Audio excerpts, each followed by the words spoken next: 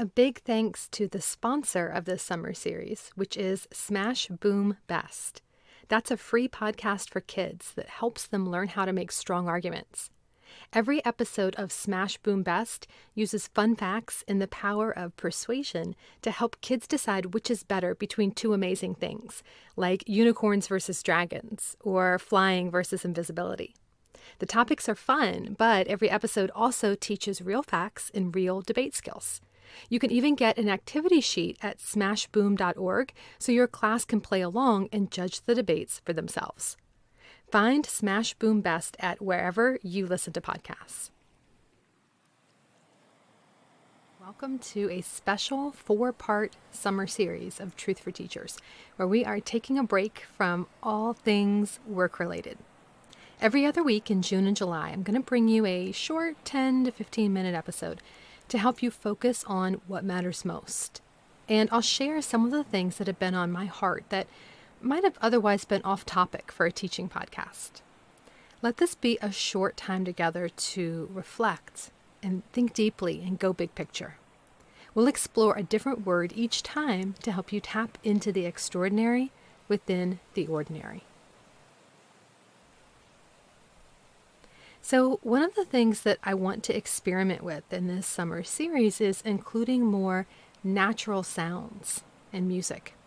If you normally listen to the podcast on 1.25 or 1.5 speed, I encourage you to go down to regular speed for these 4 summer episodes. This series is not about consuming as much information as fast as possible. It's certainly a fine goal in other contexts. That's how I normally listen to podcasts. But this series is about savoring the time and being present with yourself for each moment of it. For this particular episode, we're going to talk about practicing presence and using daily rituals of sound and silence to support you in being more present in your everyday life. For almost the entirety of human history, minus the last few decades, the majority of people had a lot of time alone with their own thoughts. It might be while working or preparing food or walking or going to sleep at night. But it's only been recently that many of us literally never have a moment of total silence for our minds to wander. We turn the radio on the second we get in the car, or the TV the second we get in the house. We fall asleep while listening to or watching something on our devices. I've become more interested in this topic lately because I've always been very sensitive to sounds. Loud sounds as well as bright lights are very jarring for me, and it's very stressful when I'm surrounded by unpleasant or loud noises. I spend a good deal of time in Brooklyn, where my husband is based, and the constant horn honking and street noise, jackhammers and construction sounds, all those things really do create a stress reaction in my body. And I think everyone understands that intuitively, how unpleasant and very loud sounds can create stress and raise cortisol levels, inhibit our sleep. But I, at least, hadn't really given much thought to how sounds can also be incredibly healing. I had the opportunity about a year ago to do a guided meditation with singing bowls, and the sound was so beautiful it honestly brought tears to my eyes. There's a small set available to play where I took the class, and I learned how to play the singing bowls. That led me to learn more about other types of sound therapy and the healing power of sound waves. The human body is 70 to 80% water, and so the vibrations produced by sound ripple through our bodies. I discovered there's a lot of different ways to use sound therapy, including sound baths with chimes or the harp, and they're designed to be healing, cleansing, calming experiences. I've never considered myself a musical person. I can sing in tune, I can recognize when someone is off key, and I have a sense of rhythm. But I've never had interest in learning to play an instrument. It's mostly because I figured it would involve learning to read music, and that felt a lot like math and science and other things I was convinced I was not very good at when I was younger. You might recall that if you've listened to episode 163 about me being a disengaged student. I also didn't like the idea of working for years to master an instrument. I'd heard other kids learning the piano and the violin, and the sounds they produced were painful for me to listen to. For someone who's sensitive to unpleasant sounds, there was just no appeal there in learning to play an instrument. But this past year, as I've learned about sound baths and sound therapy, I've discovered a whole host of other instruments that are more accessible. There's a beautiful set of instruments called koshi chimes that come 4 in a set. They're made in a workshop at the foot of the Pyrenean Mountains in France. And they're commonly used in both music therapy and sound therapy. I started playing them for a few minutes every day, and now I'm just obsessed with their beautiful sounds. I'm going to play them here for you for a minute or two. I want you to really concentrate on the sound. Concentrate on your breath. Breathe in deeply, and then exhale. Take a deep breath in and a deep breath out. Just let the tranquil sound of the chimes wash over you and give you a moment to just be, to just feel what it feels like to be alive right now, in this moment.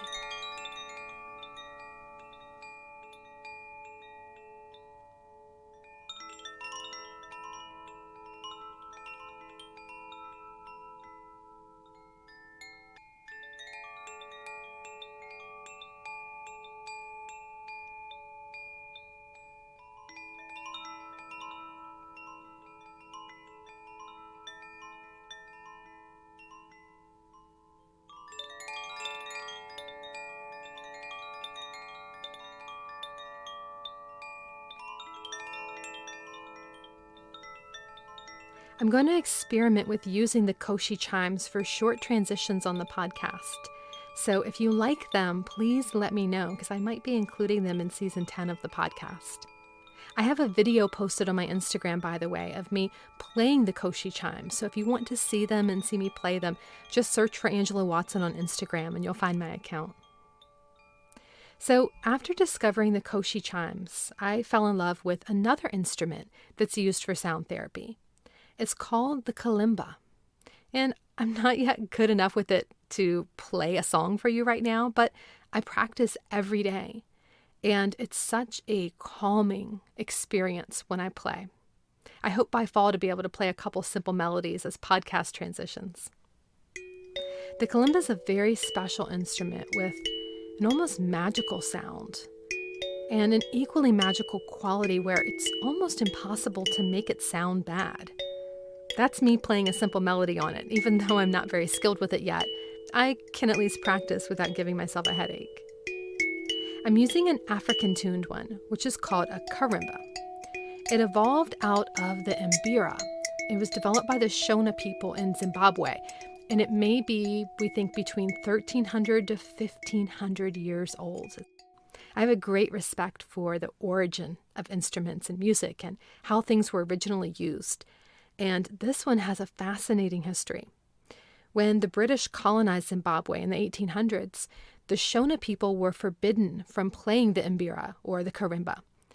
In recent decades, though, more and more people all over the world are discovering this beautiful family of ancient instruments, and the old ways are being revived, as well as a new evolution for it among the young people of Zimbabwe and beyond, too. So I want you to hear the karimba when it is expertly played. I'm going to let you hear a clip that comes from a traditional song called Bunga Utete. It's from the Kalimba Magic YouTube channel. You're going to hear metal beads on the tines. These make a buzzing noise that's really important in African music. And you'll hear that in the clip, as well as the karimba being shaken when played, so that the sound of the beads is emphasized. And I also want you to listen for the cross rhythms, because afterward, I'm going to tie this back to our topic about sounds and silence.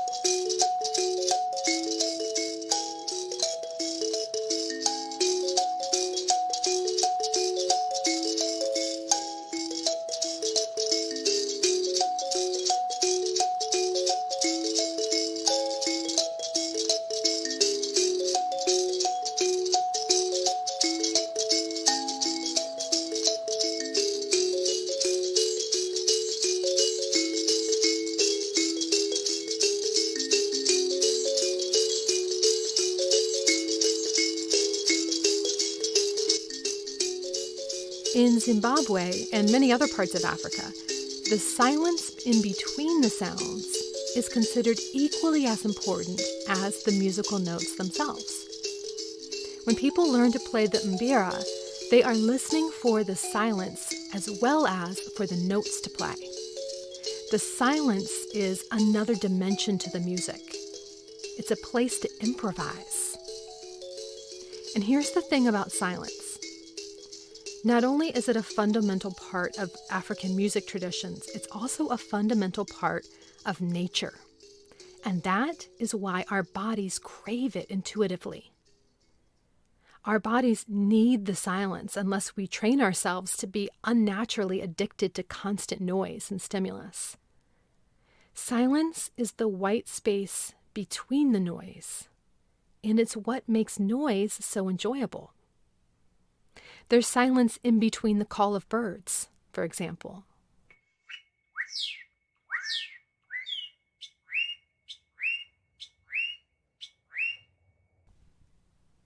There's silence in between the singing of cicadas.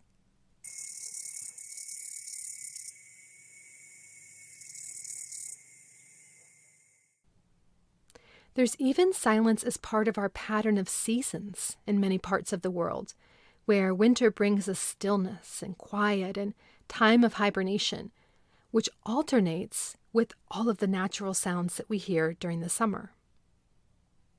Silence is the vehicle for rebirth, for creativity. It's what allows us to problem solve and think of new solutions. It's essential to our well-being. It lowers blood pressure and cortisol levels. Silence improves sleep quality, and much more. If you live in a part of the world where crickets or cicadas or tree frogs or other creatures make their sounds at night this time of year, I encourage you to listen for them.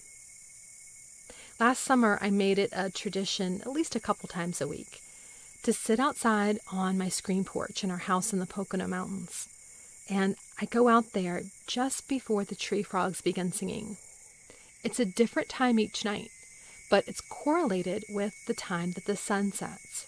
And that's a beautiful thing to be attuned to also. I go outside just before it's dark, and I look up at the trees and the color of the sky as the sun sets, and I listen for the first tree frog. The sound always begins in a different place. Sometimes it's up near the house, and sometimes it's deeper in the woods. But one lone tree frog starts. It usually sings out a few times before it gets any response. But then, another frog, elsewhere in the yard, will hear and respond. And a duo begins. And then a trio. And before a full 2 minutes has passed, the entire yard is buzzing with their sounds. By August, it's so loud that I can hear it inside the house with the windows closed. This is a small, easy summertime ritual that I observe to help me stay present. Present in the moment, present with the season, present in my body, and present with nature. This summer, I encourage you to find your own small, short ritual that involves silence or healing sounds. Maybe you're thinking, I have all these members in my household that are going to make it impossible for me to have any silence. If that's the case, this is even more important for you to be aware of, for you to find just a couple minutes to yourself where you don't have the TV on, you don't have a podcast, where you have a moment to just be. And maybe your family members are around. Maybe you can hear the chatter of your kids in the background. That's okay. Choose a healing sound that is calming. Listen to an instrument or a song or something happening outside in nature that is relaxing to you, and just take it in for 30 seconds. Notice how you feel and try to find more opportunities like that throughout the day. This is a way for you to counter the constant noise and stimulus that most of us are surrounded by all throughout the day. Notice those times when you would normally be inclined to check your phone because you have a few minutes to spare, and choose instead to just sit. and focus on your breath. It will probably feel strange at first if you're not used to doing this, but I think you'll be surprised how quickly your body begins to crave the silence. If sitting still is tough for you, take a walk outside in nature. And don't listen to a podcast or music for at least the first 5 or 10 minutes. Just see where your mind goes when you're not having anyone talking to you or any kind of outside stimulus, and notice how you feel.